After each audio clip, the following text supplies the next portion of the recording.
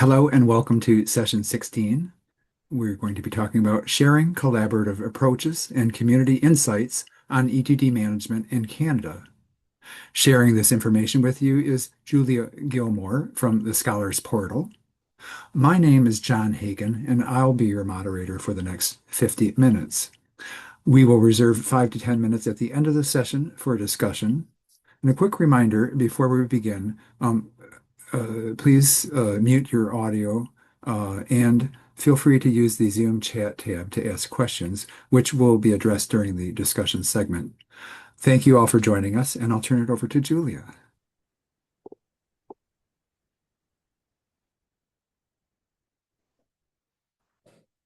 Great, thanks, John. I'm just going to share my screen if I see the right bar showing up. Okay, 1 second.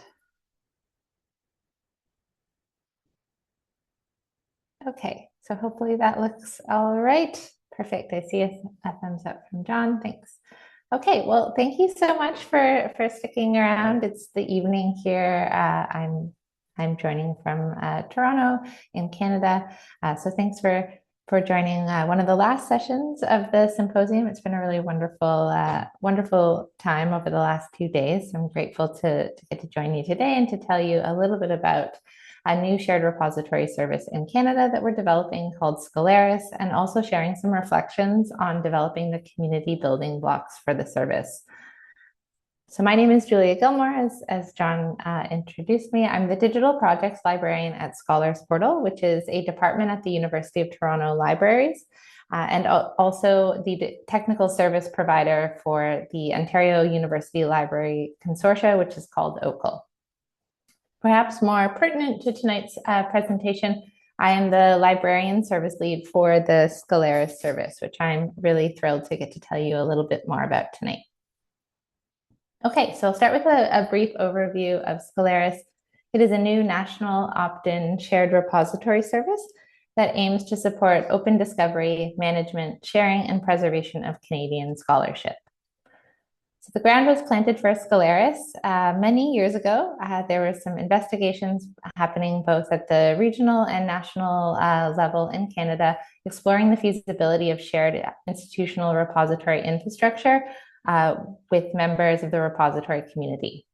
So these various assessments and feasibility studies confirmed that there was strong interest and opportunities for a shared model that could provide a number of benefits to repository staff and institutional libraries, including economies of scale, centralized technical support, and collective resource development that would also help address some of the pain points in repository management that were identified through the surveys, and also ensure that Canadian IRs remain viable and attractive options for stewarding Canadian scholarship. So all of this kind of came to a head in the fall of 2023. So I guess two years ago at this point, when an agreement was signed between the Canadian Association of Research Libraries, which is called CARL, the University of Toronto, and the Ontario Council of University Libraries, OCL, to develop this shared repository service. Our role at Scholars Portal is as the technical service provider for Scholaris. We're building the infrastructure, hosting the platform, and managing the service using the DSpace software. We're also running an early adopter program over a 2-year period. The early adopter program I'll talk a little bit about on one of the next slides. And the goal of that program is really to inform the development of the service. Complementing these efforts, CARL, which is the Canadian Association for Research Libraries, are leading the development of the governance and financial model for the service through an advisory committee, the Shared Repository Infrastructure Advisory Committee. And they're also coordinating the Scholaris network of expert groups who are offering key guidance on specific areas of repository management. One of those expert groups, the ETD expert group, is what I'll be focusing the second half of the presentation on. Okay, so as expected, the technical infrastructure is really a fundamental component of the service. We look at Scholaris as having 2 pillars, technical and community infrastructure. So from the technical side, the service model consists of hosting and managing parallel DSpace instances using a software as a service model. Each subscribing institution receives their own branded DSpace instance And that consists of both a development site and a production site. And those are all hosted on dedicated virtual machines on Scholars Portal services at the University of Toronto. I won't go too far into the technical weeds, but I'll just share a little bit about the model that may be of interest. So we keep the code in GitLab, and then we use an open source version of Chef, which is a configuration manager, to automate the management of the code to the various institutions, the various DSpace instances. And that's how we roll out updates and upgrades and sort of manage all of the code across the instances. Institutions have front-end access to their own instances, and back-end access, so server command line access, is all restricted to the Scholaris technical team. Any local customizations that the institutions request, and we know there's lots of different customizations that you can have on the institutional repository, these get applied to that centralized code base, and then they're deployed to the various instances that have made those requests using the configuration management system. So this is a centralized service model. It's very similar to how we deliver other digital publishing services at Scholars Portal. We host a number of different services. We have a data repository called Borealis. We have a digital preservation service called Permafrost. We also host Scholars Portal books and Scholars Portal journals, as well as a Scholar Geo portal, which is also a geospatial repository. So we have quite a bit of experience, although DSpace was new for us when we got into developing Scholaris a few years ago. As the technical service provider, a primary area of focus for us is building infrastructure that is scalable, efficient, affordable, and flexible, designed to meet and respond to diverse repository scenarios and shared needs of Canadian institutions. And of course, Scholaris is more than just the technical pieces. Building a strong community infrastructure is just as important. And this really continues to be a significant focus so that we can build a collaborative and dynamic service that's really attuned to the needs of our repository community here in Canada, and also aligned with repository best practices, developments, and initiatives, as well as international standards. And that's happening on a broader global scale. Engaging with our repository community here in Canada, as well as with the DSpace community and the broader repository community, which we would include folks on the call here today. Really getting to engage with this broader community helps us better understand what we can do from a service perspective, and then also what we can offer to Canadian institutional repositories, and also to learn a bit about what those repository teams want from a shared service of this nature. So I mentioned that DSpace is sort of newer ground for us here at Scholars Portal, and we know that we're already stepping into a thriving repository landscape. It's a very vibrant community, and so our aim as we join this community is to look for ways where we can contribute to and leverage the really great work that's already happening within these networks. And ideally, we can make some contributions to those networks as well. So thinking about some new approaches or avenues that we can offer for knowledge sharing, support, and collaborative feature development. So this is a very simplified diagram of the Scholaris service model in terms of hosting multiple instances. DSpace doesn't have a multi-tenancy model, so we're hosting parallel instances of DSpace for each institution. So each institution here, we have 5 different institutions. They have their own dedicated instance, which we kind of colloquially refer to as being powered by Scholaris, powered by the Scholaris infrastructure. Scholaris provides technical and community infrastructure and support as we're hosting and managing each instance. It's maybe a kind of crucial point of distinction is that Scholaris is a repository service, but it's not a single or a centralized repository platform or a discovery layer. Although we are participating in conversations about what this could look like at the national level, this is something that's already also been identified in those feasibility studies I mentioned earlier, that there is interest in having some centralized layer or hub where there can be an easy way to discover Canadian research.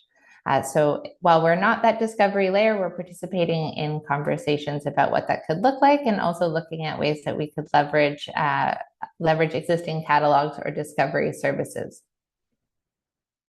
The feasibility studies I mentioned earlier confirmed the need for a shared repository solution that would be scalable and responsive. And so the Scholaris model really aims to offer flexibility for repository teams to tailor their instance to their own repository scenario and to meet the needs of their scholarly community.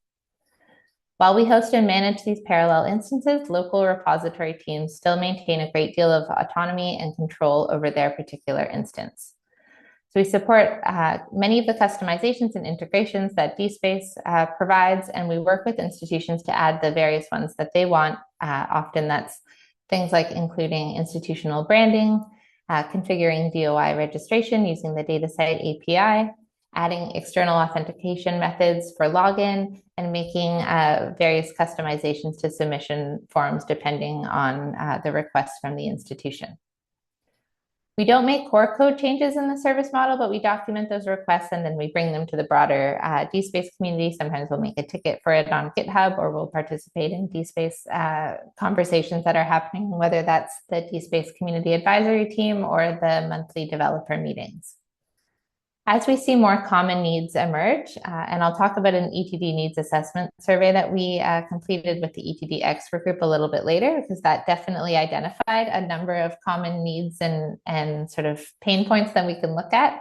Our goal as we go through the program is to dedicate more time to contributing code upstream so that more institutions, not just ones that are Scholaris subscribers, can also benefit from these improvements. Local repository teams maintain responsibility for overseeing the day-to-day operations of their own repositories, and they continue to be the point of contact for their students, faculty, and other researchers, providing local support and then administering their own policies and procedures. So we like to kind of describe Scholaris as helping repository teams support their scholarly communities. And recognizing the really valuable and crucial role that these local teams continue to play, this is really something that we want to continue to provide support to those repository teams so that they can continue to do this really fantastic work. Okay, so I mentioned the early adopter program a little earlier. This is really one of the ways that we're starting to put together those technical and community pieces for Scholaris. So it's a 2-year cohort-based program. It's open to Canadian academic institutions of all sizes, representing a wide range of repository use cases and migration scenarios. We're just over the halfway mark now, and we currently have over 20 institutions that are participating in the program in phased migrations. The majority of these schools that we've onboarded are also live on their Scholaris instance, which is really exciting. It's been a very busy year, lots of migrations from many platforms, not just DSpace, but ePrints, Samvera, Figshare, bpress as well. So there's been a lot of learning that's happening, and certainly we've had a really fantastic time working with all of the institutions who have joined us as we develop this service together. So some of the goals that are on the slide here are to migrate participating institutions to DSpace, as I mentioned, and through that process, really understand what's needed to support Canadian IRs from a service perspective.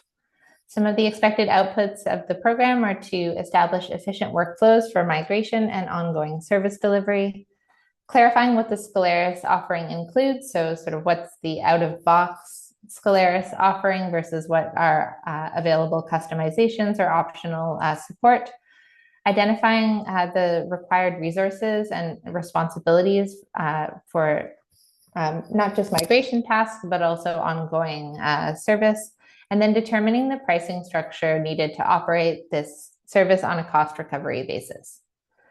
By the end of the program next spring, we anticipate that Scholaris will be fully operational and ready to support broader adoption for more institutional repositories in Canada.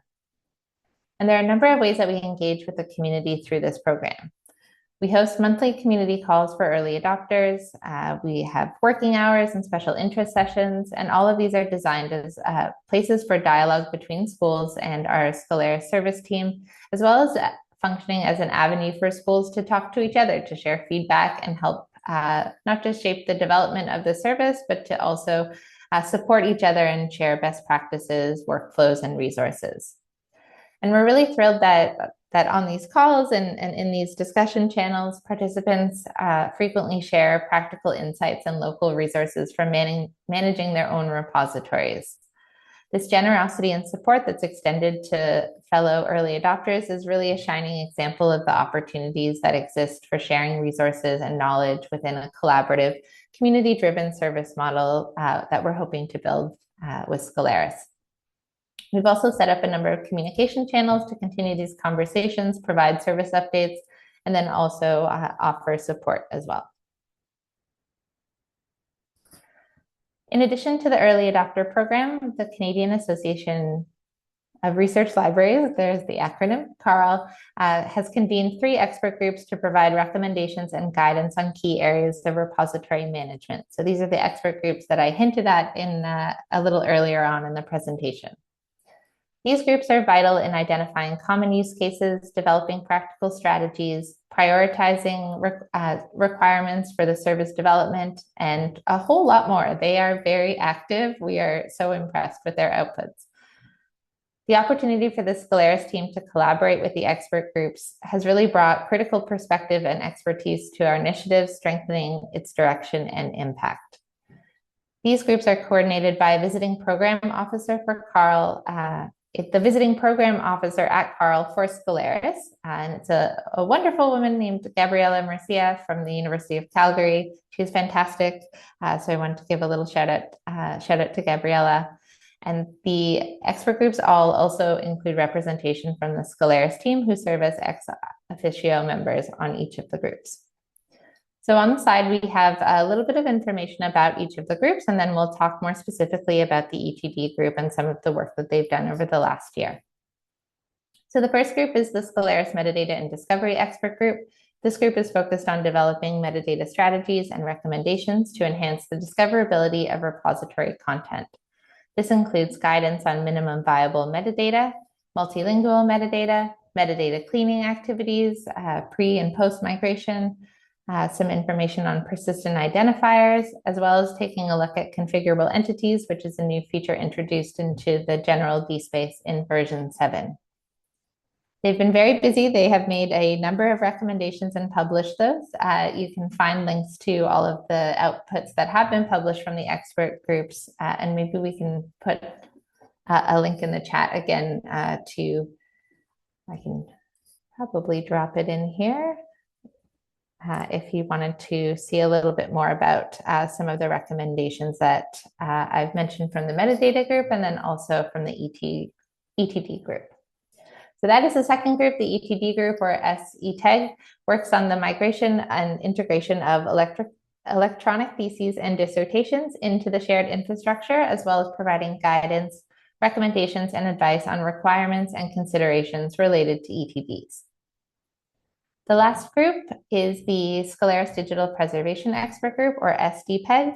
It was established a little later on than the first 2 groups, and it was established to provide the Scholaris service team and community with guidance, recommendations, and advice related to digital preservation planning requirements and pathways that would both support the longevity of Scholaris as a service and ensure that the preservation offerings within the service reflect the preservation needs, priorities, and capacity of member institutions.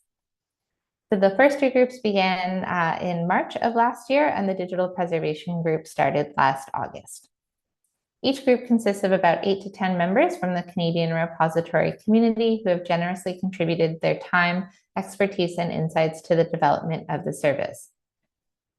These groups have made a significant impact in a pretty short time, in just over a year, and they've already released a number of recommendations, which you can find. There's a Scholaris collection, and it makes sense, at the University of Toronto's institutional repository, which is called DSpace. So you'll find all of the published recommendations there, as well as some information from our service team, including a migration guide. But really our focus today is to shine a light on some of the impressive work and findings from the ETD group, or SETD. While the group's outputs are attuned to the Scholaris context and designed to support subscribing institutions, we really hope that the guidance and insights shared by the group have broader relevance and will prove useful to the wider repository community. Okay, so on this slide, I'm just highlighting a few of the areas of focus based on the deliverables for the group. They've really been working through all of the many complexities that surround ETDs, and some of the deliverables and areas of focus are conducting a needs assessment survey to learn more about the ETD management landscape in Canada, to prepare some recommendations on requirements for harvesting ETDs into Thesis Canada, which is a thesis and dissertation harvesting program that's operated by the National Library and Archive here in Canada. Preparing recommendations specifically around non-traditional or non-textual theses. Reviewing standards adherence and making recommendations. Summarizing ETD review workflows, both in and outside of DSpace, and then identifying best practices and relevant resources related to ETD management and migration of ETDs into the Scholaris service. So as the group started their work together, they determined they had all of these deliverables, but they kind of stepped back a little bit to determine that they really needed a deeper understanding of the current ETD landscape in Canadian institutional repositories in order to make meaningful recommendations that were grounded in practical realities. So the information gathering stage was really the first part of their work, and one of the big ways that they did this was through a needs assessment survey. So the rest of this presentation will share the approach that the group took in preparing the survey and some of the key takeaways from these efforts. The aim of the survey was to ask members of the repository community in Canadian academic libraries about current perspectives and approaches taken for ETDs in their own IR. Responses from the survey informed other recommendations made by the group and assisted the Scholaris service team in understanding the functional requirements for ETDs and the identified needs of the repository community related to these materials. So you can see some of the goals of the survey were to provide a snapshot of ETD management in Canadian IRs, identify some of the opportunities and perhaps pain points related to managing ETDs, identify functional requirements, what are some popular or desired features that would make ETD management a little more streamlined, and then identify areas for greater alignment across the repository community, and with that also identify areas of focus for the Scholaris service team and inform some of the other recommendations. So that survey was doing a lot of work, as you can see from the goals here, and we were really pleased with the responses that we got. So I will kick things off with a short introduction, a short overview of how the survey was put together. So the survey was created in Google Forms, and then it was distributed through several channels. So we used various listservs. We have a blog with the Scholaris service. There is a scholarly communications Mattermost channel, or Mattermost platform, I guess, which is an open source version of Slack that is used quite a lot by the repository community here in Canada. And then we had some various other channels here at Scholars Portal that we used to send the survey out. So the survey was open for 3 weeks. It ran from the end of October to mid-November last year. And we received 41 responses. So roughly 3/4 were responses from English institutions, and then the other quarter were from French institutions, which was really nice to see that there was a good number of responses from French language institutions, as well as they identified some of the multilingual needs and areas where there could be better support for managing ETDs, and other areas where there could be more multilingual support within the DSpace platform. We were also really pleased with the representation of responses across repository platforms. The responses were sort of evenly split between institutions that were already part of the Scholaris early adopter program or planning to join, and then also from non-Scholaris institutions. And so it does track that we would see some representation from other repository platforms, not just DSpace. We had responses from repository teams that were on Islandora, ePrints, bPress, Figshare, Samvera, and a few custom repository solutions. So this was really helpful as it gave us valuable points of comparison, especially thinking about some of the ETD functionality that was in place for non-DSpace platforms, particularly as some institutions are going to be joining the service from those platforms. It gives us a sense of what they might expect when they come over to DSpace, and maybe where DSpace might have certain features that their current platform may not have, or vice versa.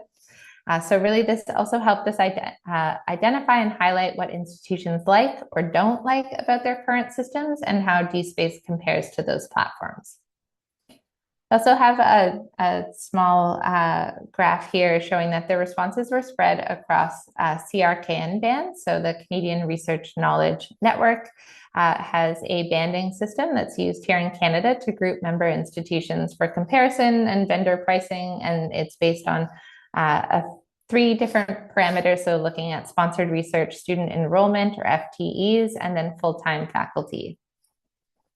So from the graph, we can take a look and see that we had most of the responses coming from mid to large size institutions, but we still had a good number of responses from some of the smaller institutions as well. And this was one of the things that we also wanted when we developed the early adopter program, was to work with institutions of various size, capacity, small and large repository teams, as that gives us a kind of good overview of all of the different repository needs. And we know that they vary depending on how much staff you have and sort of what the involvement might be like from the grad studies office and the library team.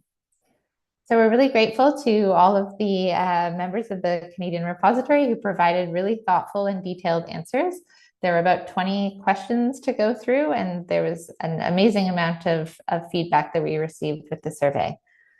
The input from respondents gave us a great deal of information to discuss and really directly inform the recommendations that we were able to make. So here are some key takeaways from the survey.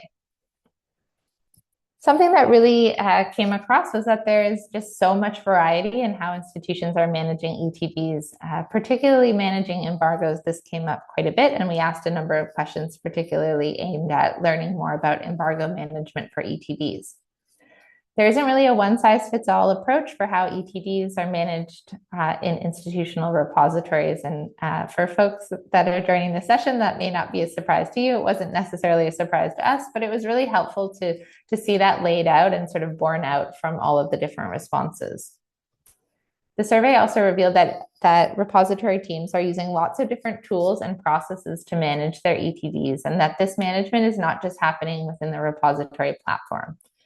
So some schools are using spreadsheets, they're using Excel, they're using forms that they've created. Some have have locally developed software or administrator tools. Some are using an ETD management software platform like ProQuest ETD Admin or Vireo. And then there are varying levels of integration of how those custom tools or platforms then integrate with the repository. For example, ETD Admin and Vireo both integrate via SWORD, but something like the spreadsheets or the forms, all of that is sort of happening outside the repository, and there isn't necessarily a sort of streamlined way to communicate the information on those spreadsheets and have that be reflected within the repository platform. And more than just the tools, there are often many different stakeholders that are involved in the ETD workflow at various stages.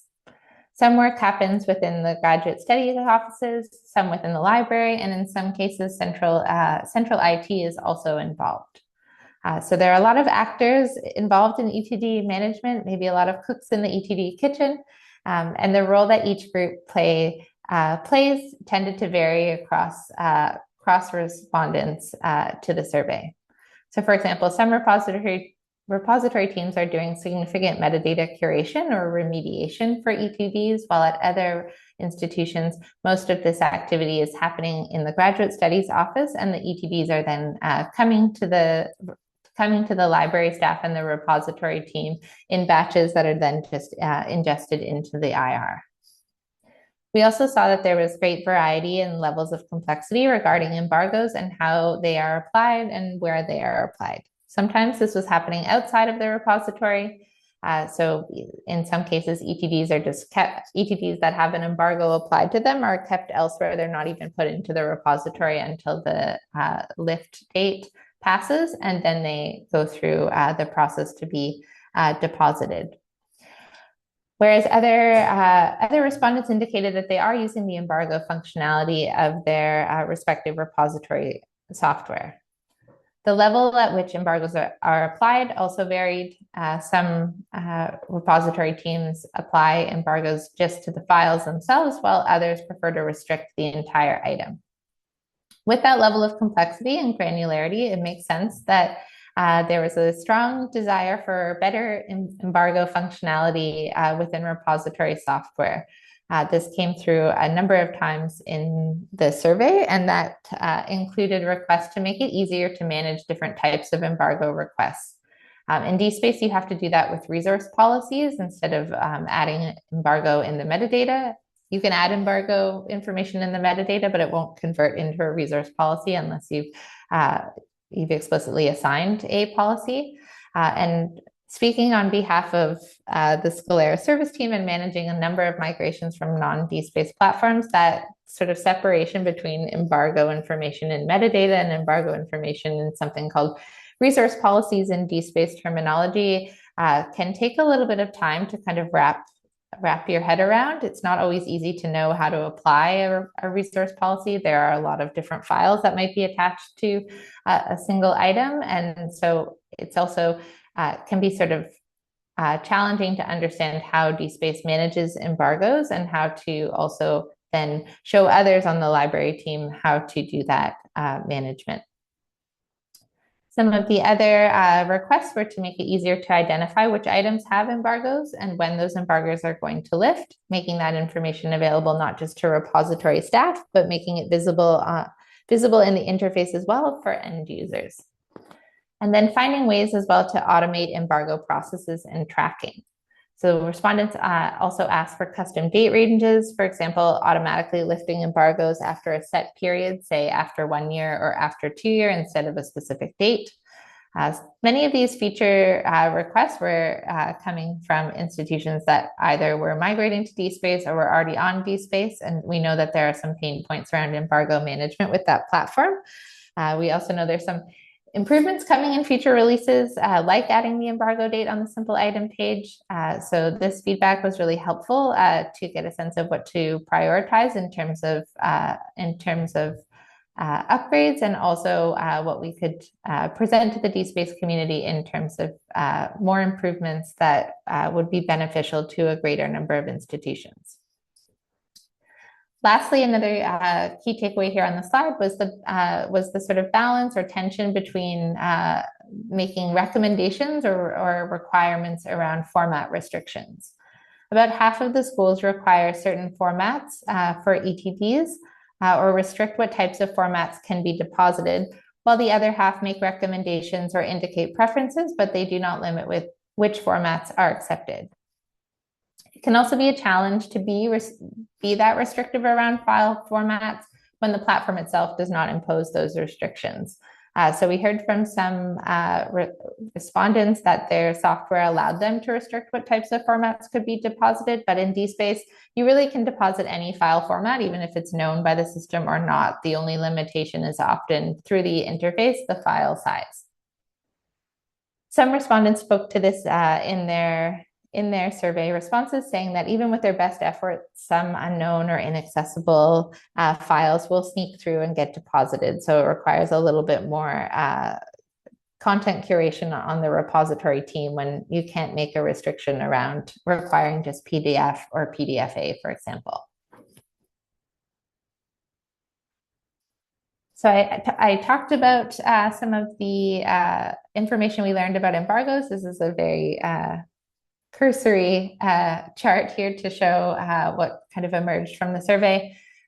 When repository teams were managing embargoes within the repository, file level embargoes tended to be the most common, but there were also a significant group of teams that also applied embargoes at the item level. In some cases, the application of a file or item level embargo will depend on the type of item or the collection. In DSpace, you can apply a file, you can apply an embargo on any of the files or at the item level, but for other repository software, you may not have that level of granularity. We also asked in the survey where ETDs from Canadian IRs were being harvested, so where they were, where institutions were focused on making their ETDs discoverable. Library and Archives Canada, which operates the Thesis Canada harvesting program, was the overwhelming top answer from our survey respondents, with some repository teams saying that they already had their ETDs harvested there, while others were planning to set this up, and potentially this was part of what they were looking to do when they migrated to Scholaris. Thesis Canada is a collaborative program between Library and Archives Canada and Canadian universities, and the program strives to acquire, preserve, and provide access to theses and dissertations published at Canadian universities by harvesting ETDs using the OAI PMH protocol.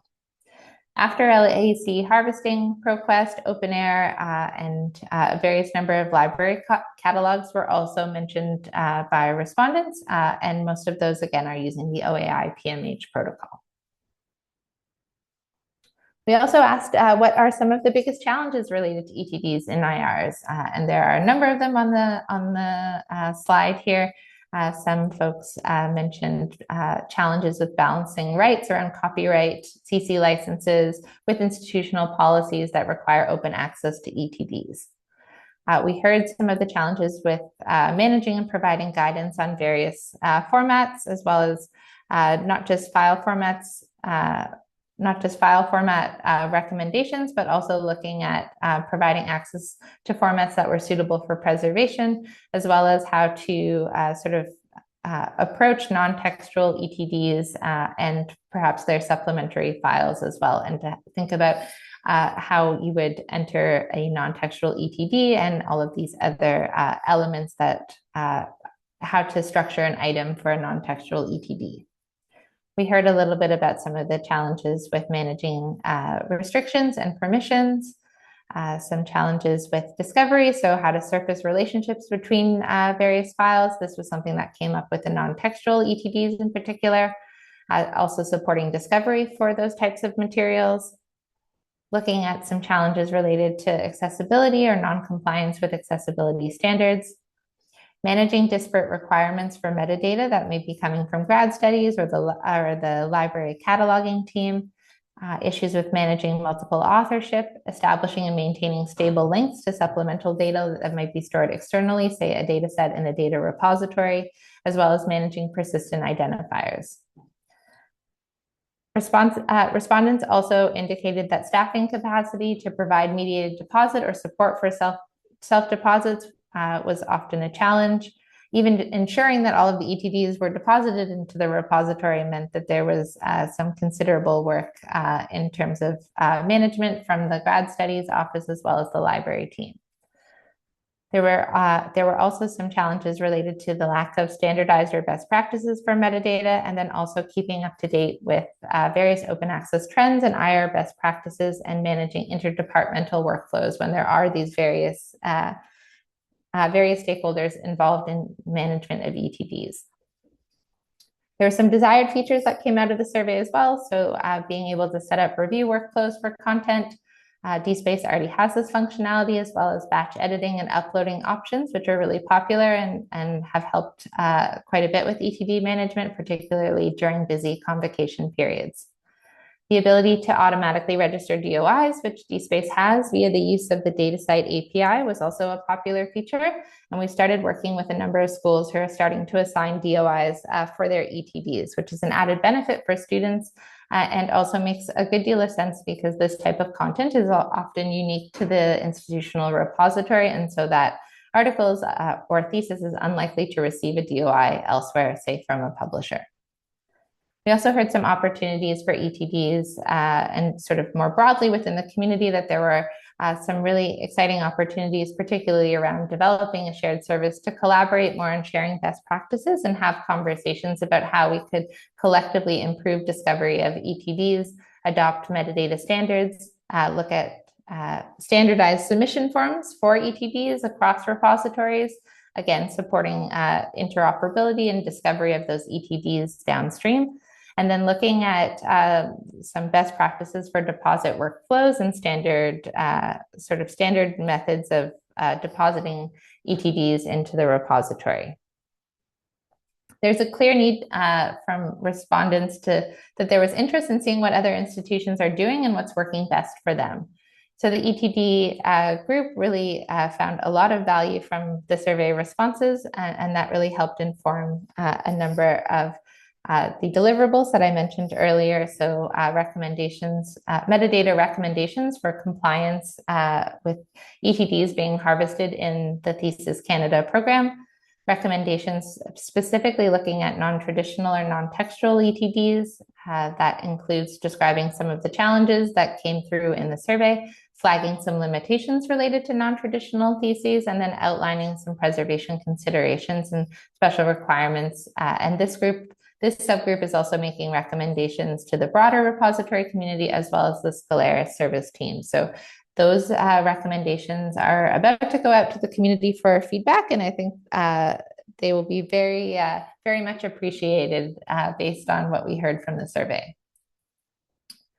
The group is also using responses from the survey to identify different workflows. We asked for workflow diagrams, and we received a few of them from some of the institutions. So that's helping us sort of map out some ways to bring content into the repository.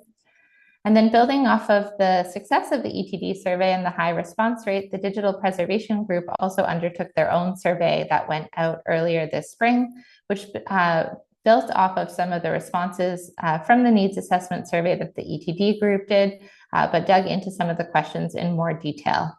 So the goal with the preservation survey was to look similarly to the ETD one, provide a snapshot of digital preservation in the Canadian repository content, surface where repository teams need guidance and support, and then identify some areas of work for the group. And we know that preservation is also very much connected to long-term access to ETDs. So it's nice to see that these groups are also building off of the work that they are doing within their group and then collaborating together. The responses have also informed a number of work items for our service team. We've learned a great deal from the ETD survey. This feedback really helped us prioritize how we can provide support to institutions. So for example, now during the migration and onboarding of repository teams, we offer a separate session to specifically go through how to manage workflows in DSpace and how to assign embargoes within the interface. We've also hosted community calls on ETD related topics that came up most in the survey. So we had guests from LAC as well as another harvesting program in Canada called ERD. And then next month, we're welcoming folks that developed the Vireo ETD management software. So it's really nice to get to respond to what we heard from the survey and to tailor our service delivery to meet those needs. We also identified some platform improvements that came out from the survey. So we've kind of kept a running wish list of feature requests that have come up either through the survey or through our regular check-in calls with subscribers and early adopters. And this survey really helped give us a wider base of representation so that we can advocate for improvements to the DSpace community. And we're not just saying there's one institution that was interested in this. We can now kind of have even more of a collective pitch to say that we've heard from 40% of respondents in the survey that this is a feature that they'd like to see. We have over 20 schools that would love if it was easier to manage embargoes in the DSpace platform. So looking ahead, we know that ETDs and ETD management and IR is not static. There is a lot of ongoing work that is happening, not just in the Canadian repository community. This symposium is a great example of all the really fantastic work that everyone in the community is doing to make ETDs more discoverable and usable. So I highlighted some areas that we're looking to focus on here. Maybe I'll highlight one of these here as we're coming to time is that we are going to be contributing the ETDMS crosswalk and namespace to DSpace. We've assigned ourselves this ticket here at Scholars Portal. This was a recommendation that that has come from the ETD expert group as well as the metadata group. It's currently not a default registry in DSpace, and so you need to add the thesis namespace or ETDMS namespace manually on a per instance basis. We've also committed to update the crosswalk so that thesis-specific metadata can be pulled in and discoverable upstream. Both improvements that will make it easier to take the recommended approach of using the ETDMS standard, which is created by our lovely conference host, NDLTD or Noodle TD, maybe Ed was using. So we're really looking forward to be able to contribute that to the DSpace community. We're looking at the standard ETD submission form. So the metadata and discovery group is going to be looking at this in their second year of their term. We're also looking at some opportunities to put documentation together on recommended workflows. So putting some documentation together on how to use different packaging tools like SAF Builder and SAF Creator to bundle ETDs and bring them into the repository, as well as also using consistent metadata. So all of the expert groups are looking at metadata in some capacity, and so looking for areas to align those recommendations. And the submission form is one way that we can help standardize metadata for greater discovery of ETDs. We also are recommending that there's, when we onboard institutions, we're also sort of recommending involvement of graduate studies staff, both in migration teams and in the repository community of practice. So we started recommending their participation when we onboard institutions, and then we also have representation from some grad studies staff on the ETD expert group for the second year. So it's great to have that perspective as well. So we're quite busy. There's always lots to talk about. I feel like these presentations go by very fast. But before we go, I wanted to highlight and thank the members of the SETEC group, who are all listed on this slide. We really couldn't do this work without these really lovely, incredible folks who've contributed their time and expertise to build a bright future for showcasing Canadian scholarship, including ETDs. And to provide the benefits of their insights, not only to Scholaris subscribers, but to the broader repository community and their researcher publics. I would particularly like to thank Pascal Kalarko from the University of Windsor, who is my fellow needs assessment subgroup member, who co-developed the survey and analyzed the responses. If you have any questions about Scholaris or you'd like to learn more about the fantastic work of the SETEG group, we would love to hear from you either during the symposium. We have a few minutes for chat maybe. But if it's not during this session, we encourage you to get in touch by emailing info@scholaris.ca. Well, thank you so much, Julia. That was very enlightening. And I will tell you, having been in this business for almost 30 years, well, yeah, pretty much 30 years now, the Canadian e-thesis system has always been the envy of myself and my colleagues in the United States. I think maybe we'd never get there in the United States. It'd be like herding cats. But looking at the endeavor of you having to deal with so many different institutions, doing so many different platforms, and then integrating that into your national repository on a DSpace environment is truly amazing. Thank you so much for sharing all that information. So I'd like to ask the audience if we have another minute or so, 2 minutes. Yeah, somebody says it's cats on catnip. I understand. So any comments, questions, or concerns for Julia? Please raise your hand or type something in the chat.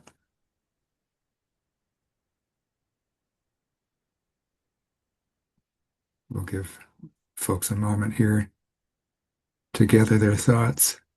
Dr. Fox, did you have anything to offer? Just a question whether Julia knows of other groups that have taken a similar approach and are serving a community of practice in some other region elsewhere. Well, we are always inspired by the folks from the Texas Digital Library. I know that they had done a survey to their members on, I think, embargo policies. They had a poster at Open Repositories this summer. And they are always sort of our inspiration in terms of the documentation and the community that they have developed. They've been around probably 20 years, I would say. So we're just getting started, but it is really nice. They've always been very warm and welcoming in sharing their documentation. And as we kind of go through and um, have more clarity on what is all involved in the service and our documentation, we definitely want to contribute more of that back as well.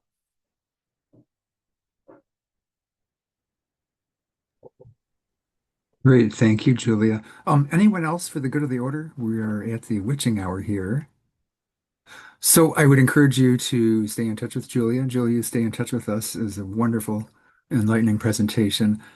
Thank you so much. I'm going to usher us into the final segment of the day and of the conference. We're going to have a closing session involving our ETD Leadership Award ceremony and the future directions. We have an official announcements to make. So we're going to shut down this room momentarily. And so if you're here, you'll get sent over to the other room or just join me and navigate over to the main Zoom room. Thank you so much, Julia. And please, everyone, help me to thank Julia.